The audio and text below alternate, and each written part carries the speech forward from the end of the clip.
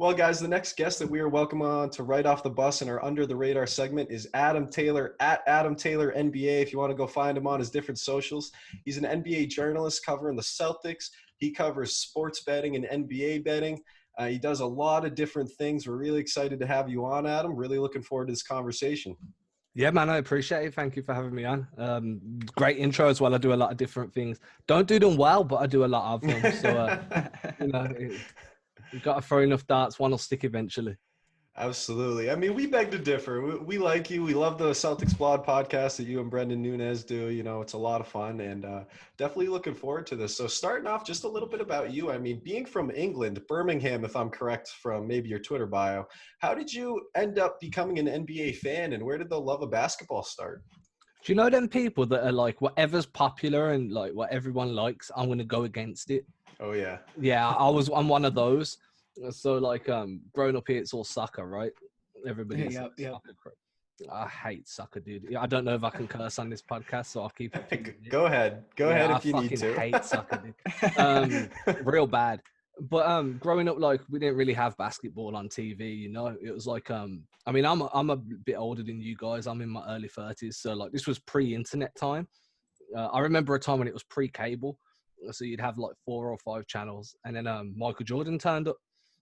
So, you know, Michael Jordan gets famous. Now they'll show 1 or 2 games a week. Usually the best game of the week would end up on TV at a very reasonable hour, probably 5 days after it took place. And I remember sitting there watching Michael Jordan like, this guy's amazing. And then he came up against the Celtics. And then the Celtics were kind of like towards the end of the dominant era that they were in. I didn't know this at the time. I was young. And the Bulls used to whoop them, and then I'd see them play the Lakers, and I was like, man, I don't. And then, you know, everyone's like, oh, Michael Jordan. I don't want to support the Bulls because they're popular now. And I'm trying to be different. So I supported the Celtics mainly because you could see they were on the decline. And then as I got older and older, I started to learn about the history. And it's a big thing here because, like, we're such a small country and there's so many soccer teams. It's like you support the team that's closest to you, like in geographically. And it wasn't until about 4 years ago I was like, damn, Boston's the closest team to me geographically. So like it all worked out that way too. And obviously League Pass came about and I started watching more games, and then I realized like I don't really know shit. So you start reading, you start looking at stats, and then it just snowballs from there really. That's fantastic. I mean, you love the NBA and basketball so much. You're staying up till 3, 4 o'clock in the morning watching these games, right? Depending on the game, yeah. If it's like a regular season and they're playing Sacramento or you know, or New York or something, and it's not. I can watch it the next morning and I'm not really going to miss much. Then what I do then is I turn my notifications off, and then I wake up before work and watch it then, and then I'm up to date like everybody else. But if it's a big game, then yeah, I'll stay up until like 2, 3, 4. Oh my goodness. What about if it's on the West Coast here? If I'm in the West Coast, then great at the time. But if I'm not, then I'm watching it the next day. There's no chance I'm waking up at 3 a.m. for a basketball game. That's a good thing. That's a good thing, I guess. The one thing I found when I was on the West Coast was it was harder to catch a game on your time zone than it was on an English time zone, because like I'd be coming home from like, I don't know, going to the zoo, you know, doing the tourist things, and the games are halfway through and I'm like, what's going on? Like, so I find it much harder to keep up with the league when I was around LA than what I do now I'm back home. That's interesting. That's interesting. I wouldn't have guessed that. Adam, what is the basketball culture in England like nowadays in fandom and like actual play with the British Basketball League? I mean, I'll upset some people answering this question, man. It's growing. In terms of level of play, like people are getting better. I mean, I haven't played in a while. I'm a bit out of shape now because of COVID, not having it, but not doing shit. So I can't really speak for what the level of play is like. I used to liking it to like, you know, like the worst high school team would probably come here and smoke the best pro team. Wow. I might be stretching a little bit there, but definitely a JUCO team should come here and smoke most teams. Fandom is growing. It's a lot of casual fandom, but that's the same everywhere. But it's getting there slowly. I mean, I'll try not to interact with any of the English fans because I'm not trying to make it in England, so I don't really need to put too much effort. I know that's kind of wrong of me, but I don't. You're not in my viewpoint, so I kind of just leave everybody to do what they're doing. But especially from when you were young, like it's grown a lot since the time you first got dude, into I had it. no one to talk about basketball with, like at all. Like my best friend here slowly got into basketball just before he moved to LA to live. Like his dad moved out there, moved with his dad. So it was like just as I was getting a chance to have somebody like, yo, did you see that game last night? Kobe went off, or whoever it may be, Antoine Walker done something cool, or that kind of disappeared almost as quickly as it came. And then I'm like, I don't know what to do now. So I used to just literally chew my wife's ear off about it when we first got together. Like, you should have seen this. This was amazing. And you know, when they're like, yeah, that's awesome. And they don't care really, but they're just being cool. So yeah, it's okay. It's growing, but obviously soccer's always going to reign number one here until someone realizes it's trash. And we're both soccer fans over here too, you know. You'll realize it's trash, don't worry. Well, I take it you're not a Birmingham City fan then, huh? No, I'm lucky, dude. I'm lucky. Yeah, no chance. All right. So I mean, thinking about the fact that you grew up being a Celtics fan and getting into the culture and starting to learn the history, how cool is it covering them now? You know, when you think about your work with Celtics blog and the podcast you're doing and everything else. It's awesome. I still get you get emails from the team, you know, you get like the injury updates just before they hit Twitter and stuff like that. And every time they hit my inbox, I'm just like, man, the Celtics have emailed me, and it's like it's like that surreal moment over and over and over again. You know, you build kind of relationships with the PR team, so then you'll get an email off PR sometimes, and you're like, man, the Celtics have emailed me, and it's surreal. It is awesome. The hardest thing I kind of found to do was separate the fandom from the journalism. Like that was really tough. Like speaking to a Celtic player, for example, and I'm trying not to fanboy out. I'm like, oh my god, what's it like? Trying 1,000 questions are going through my head, and you've got to be really level and so you know, you struggled last game. How'd you feel? When really you want to be like, dude, man, can I get your autograph? Can you sign this jersey? Can you send me some? So it keeping the two separate was definitely a difficult transition, but it's awesome. It is really awesome. That's fantastic. And going through all your podcasts, I want to know, who do you think has been the most fun to interview on any of them? When you think of guys like Mike Gorman, George Karl, Gordon Hayward, Gigi Datomi, who did you have the most fun interviewing? Yeah, Mike Gorman by miles. Such a cool guy. We chopped it up for about 15 minutes before we started recording. And then we probably chopped it up for about another 10, 15 minutes afterwards. Had all the time in the world for me. Any question, there was nothing off limits. Anything I wanted to know, he'd answer. He stayed in contact with me via email a little bit since then. So that's cool. That was definitely my favorite. That was the one I was the most nervous for as well. So because he's like a broadcaster, right? So a microphone in front of him is easy. So for me, I'm just like, don't stutter, don't swear, don't slur. It was good though. He was definitely my favorite interview so far. And I mean, he is an absolute encyclopedia of basketball knowledge. I mean, he's forgotten more about the Celtics than I know. You know what I mean? So that is a fantastic connection. And the fact that he kept up with you afterwards, that speaks volumes about him, you know, and who he is. An amazing person. He's asking me questions about things because I've been watching since 94. But I was a very casual observer. It wasn't like I had a way of keeping up with the team. So he's like, do you remember when I don't know, do you remember when Larry Bird did this? Or do you remember when Antoine Walker did this? And I'm like, no. And he's like, man, I thought you'd been following the team since 94. I'm like, I have, but you were working then? You were there? I was 7,000 miles away. I don't remember shit. He's a really awesome, absolutely awesome guy. And then after that would probably be George Karl. The coaching and getting to speak to somebody like that kind of brought through Carmelo Anthony, got to deal with who else did he deal with? My mind's gone blank, so I'll just keep going. Chauncey Billups and Nene and a bunch of those guys. Bunch of those dudes, like having him, like being able to bounce questions off him and look at the way he thinks the league's changed. That was awesome. Players are cool, but you kind of get very specific answers from players. That's a lot harder to chip away the ice. That's interesting. And going back to the Celtics blog a little bit, how much fun has it been being part of that team at Celtics blog, writing for them, recording the podcast with Brendan Nunez, working with guys like Keith and that crew?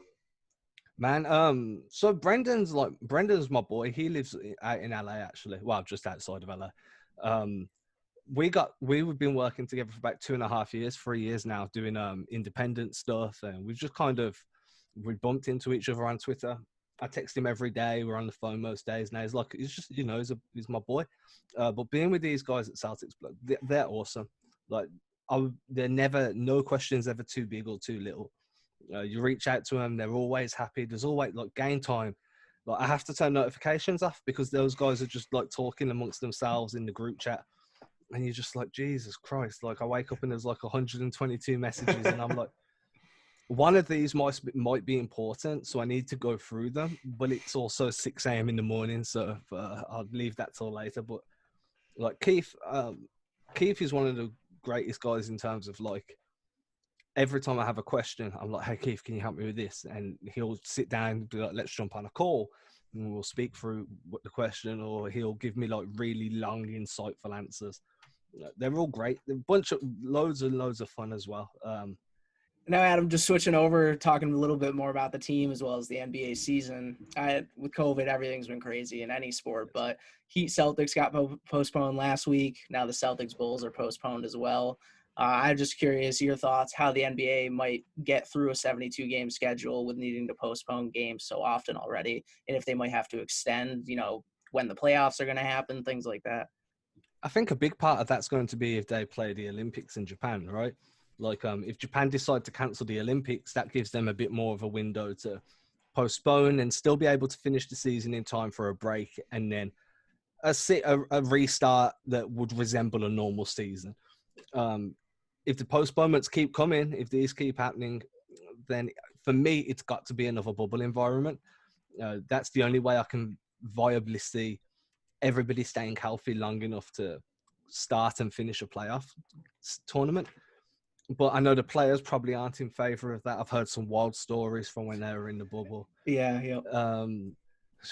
Any that you want to share real quick? Any super crazy ones?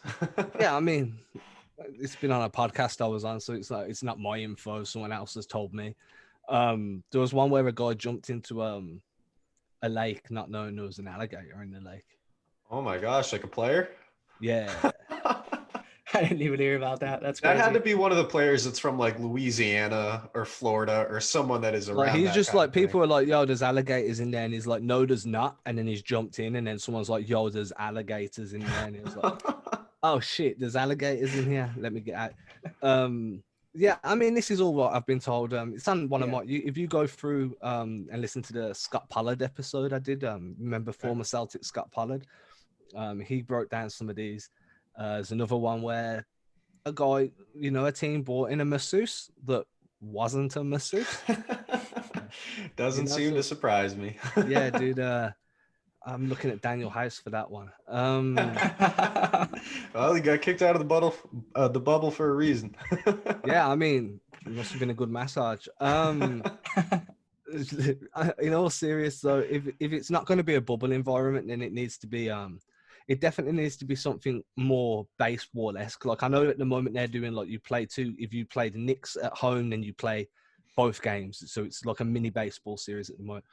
For me, maybe it's you just play your conference. So you're limiting cross-country travel. You're just staying on one coast, up and down. And then if you do go West Coast, maybe you just bash out all your West Coast games all in one go. And you just, back to back. It doesn't have to be every night, but limit the travel as much as possible. I know they've limited it to an extent now, but it's not enough. You still have airports to go through. You're still coming into contact with trainers, other teams' trainers. You're dapping up other teams, giving them hugs and stuff. That's why Bradley Beal was out when Jason Tatum got tested, because those two were like dapping each other up and hugging after the game. There's just going to have to be stricter rules. But at what point does it stop being fun for them?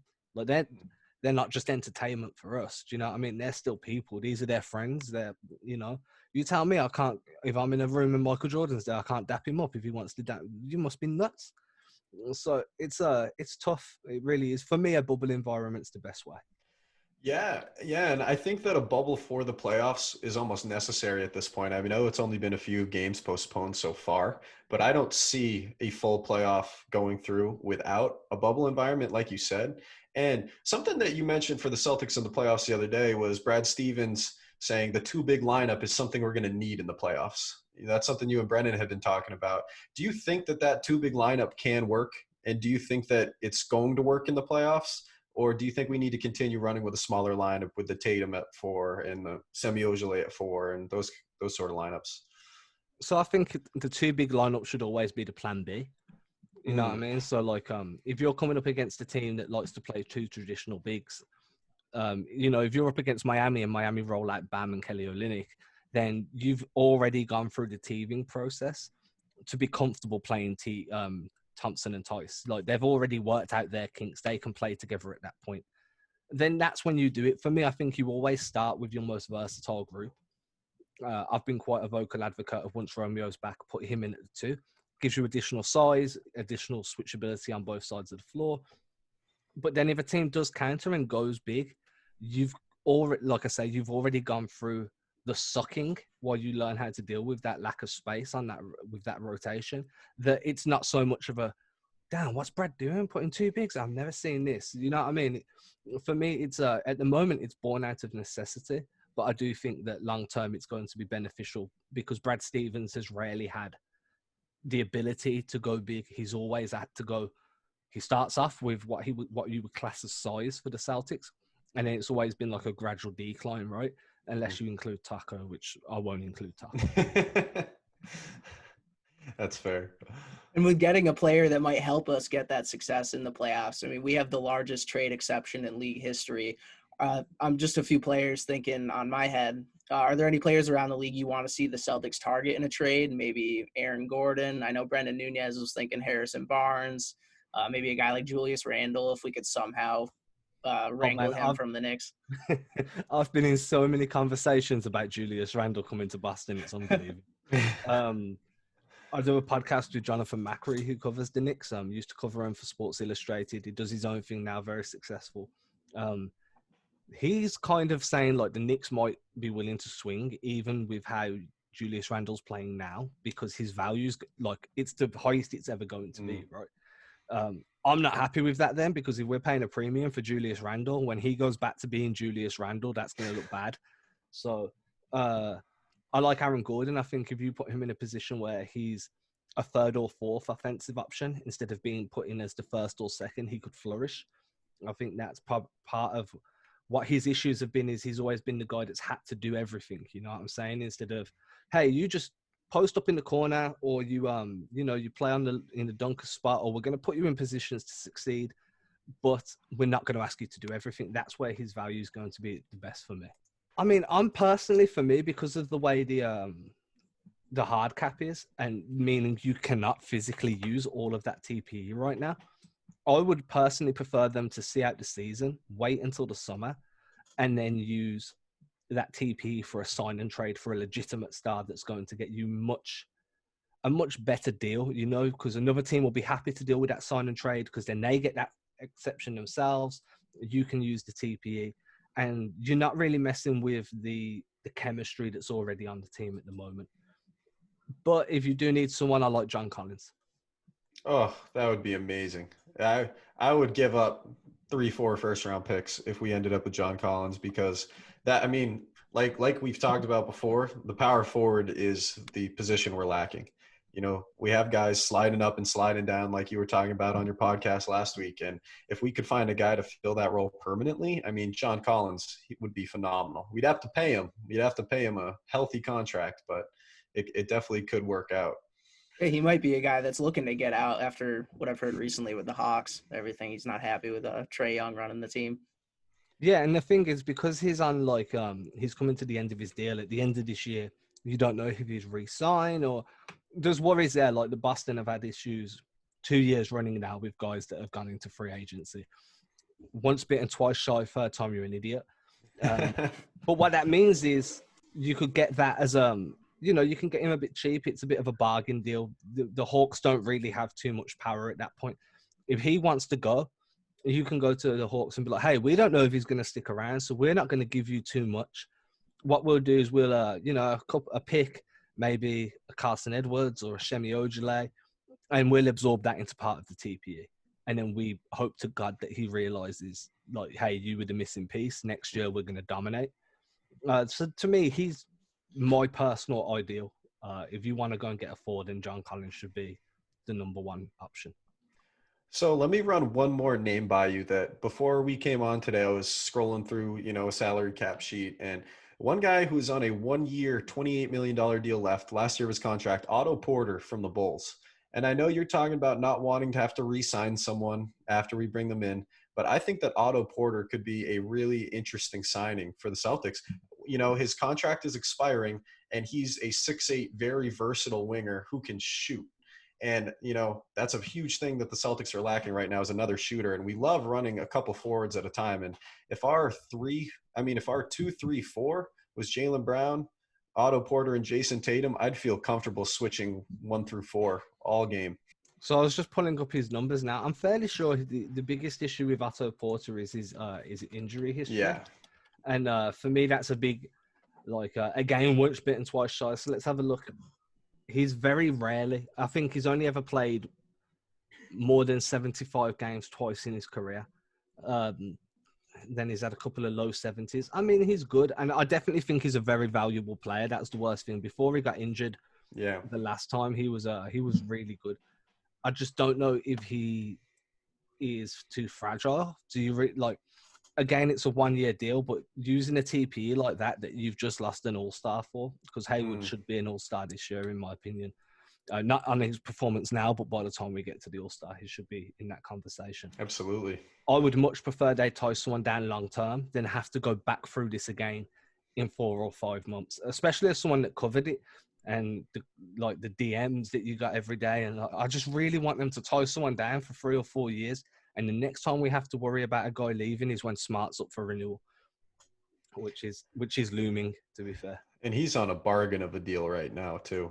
Yeah, so I've been saying to a few people, I get called out for not liking Marcus Smart. I like Marcus Smart. I just don't like his shot selection. And I'm quite vocal about it. But another reason that I say, don't be shocked if you see Smart's name start cropping up in trade ideas is because if Boston feel like he's going to command more than what they can afford to pay him now, then they're going to look to maximize on that, especially after the optics of Hayward leaving for nothing. You lose Kyrie, you lose Al Horford, you've lost multiple fan favorite names. Gordon Hayward not being a fan favorite name. And but you lose these guys for free. You're not getting any return. Now you've got Marcus Smart that has been it built an entire part of Twitter. It's like a weird Celtics Twitter exists because of Marcus Smart. So it's my favorite part of Twitter. Yeah, I avoid it.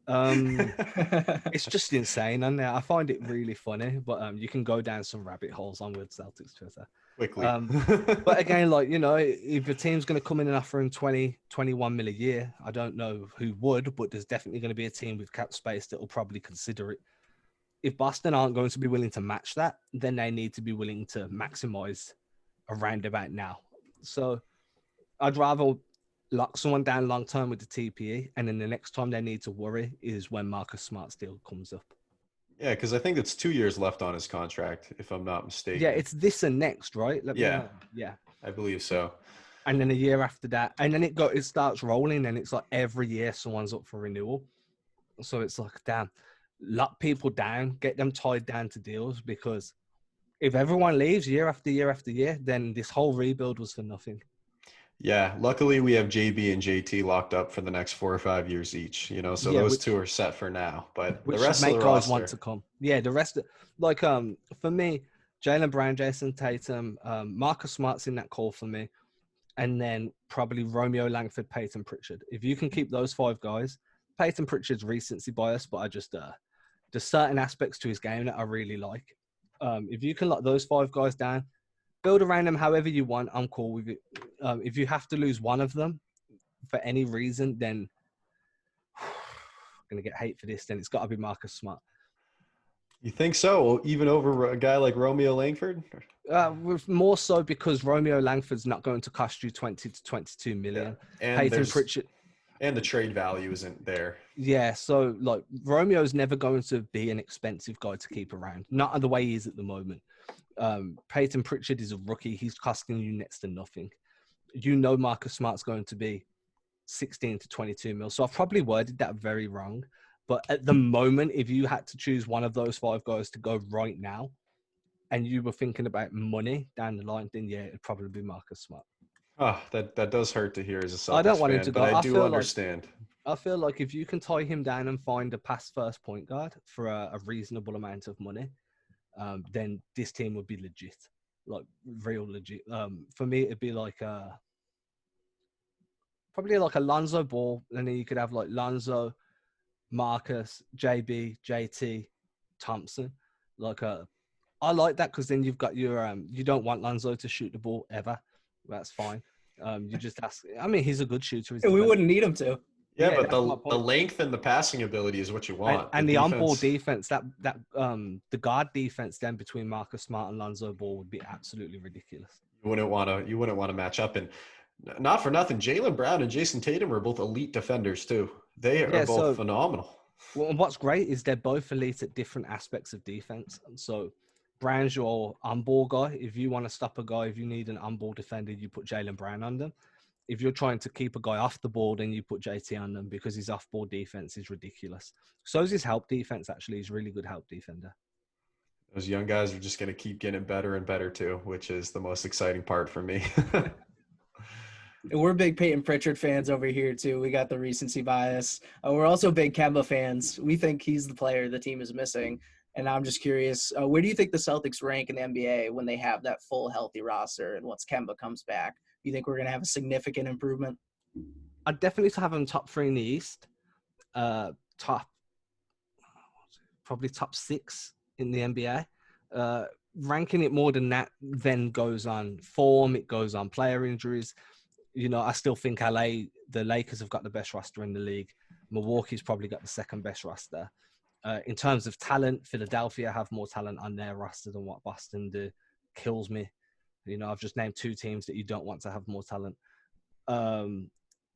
Brooklyn has more talent than Boston. So, and then obviously Phoenix are playing out of their minds right now. I think Denver is probably lower than top 6. Denver are probably more talented. Boston really need a 4. They need a real good power forward to propel them up the ranking that little bit more. I don't class this as a championship season. If they don't pick up a decent power forward in the off season, I don't class next season as one either. It's 2 years away for me. And what happens from 2 years away for the next 6-7 years defines how we look back at this era. That's fair. That's fair. I just want to see Kemba come back to be that third scoring option, but I am just so worried that his knee isn't going to hold up.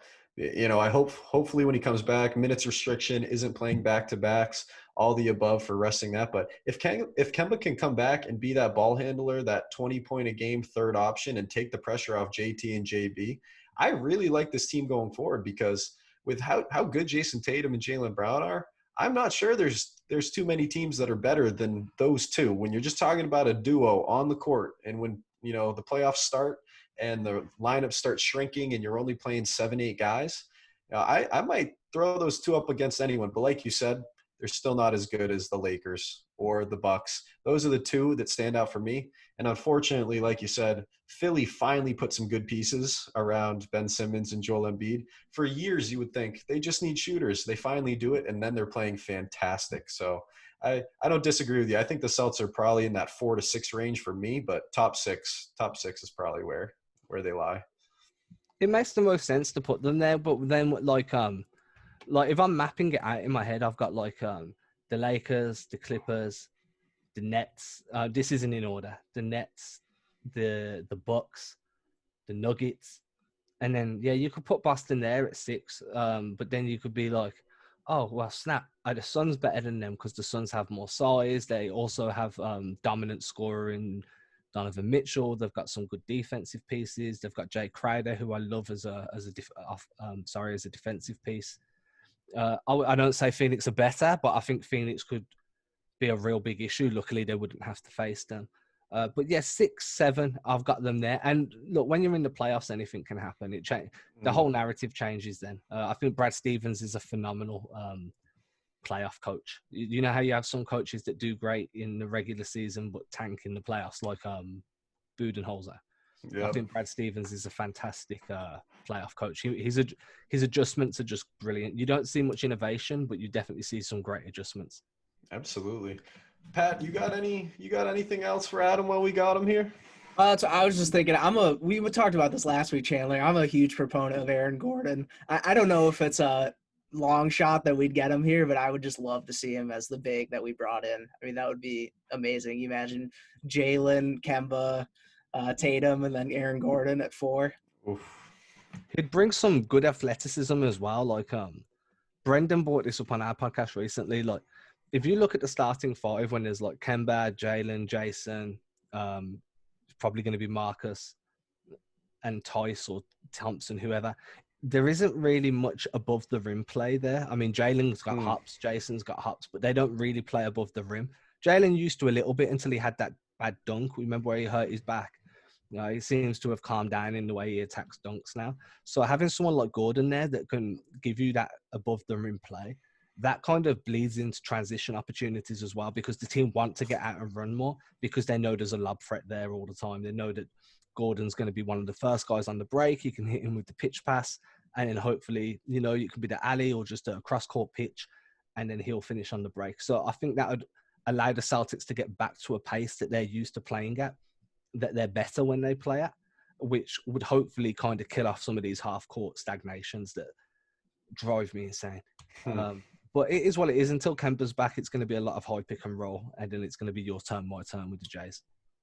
That's fair. Well, Adam, it was a lot of fun having you on. We appreciate you coming on. If you want to go tell the people to follow you, check out any of your pages, subscribe to anything, the floor is yours. Yeah, I mean, you guys have done me good on the intro. So you can find me at Adam Taylor NBA on Twitter, Instagram, Facebook. You follow me on, find my work on Celtics blog, find Celtics blog podcast, look for anything titled Celtics pod if you want to see my work in audio form. I do a NBA podcast with Jonathan Macri once a week for Talk Basket. And then if you want to put some bets down, you want to make some smart gambles, find my work at Unibet. But we'll see how many I put out there this year. It's kind of hard to kind of gauge with so many blowouts. I think I got to check you out there. I got to see some of your bets. You got to win me some money here, Adam. I've been saying for 6-7 weeks. So since the offseason, I've been telling everybody Jaylen Brown was like 33-1 for most improved. For me, that was one of the most high value bets you could have taken in the offseason. It's so far, we've seen it. Yeah, exactly. Yeah, if he carries on like this, he's a legitimate candidate. And 33-1's not a joke. But we'll see. I might be wrong. I might have cost people loads of money. Hey, thank you again, Adam, man. Yeah, thank you, Adam. A lot of fun. Appreciate it. Thank you guys very much. Yeah, thanks for coming on.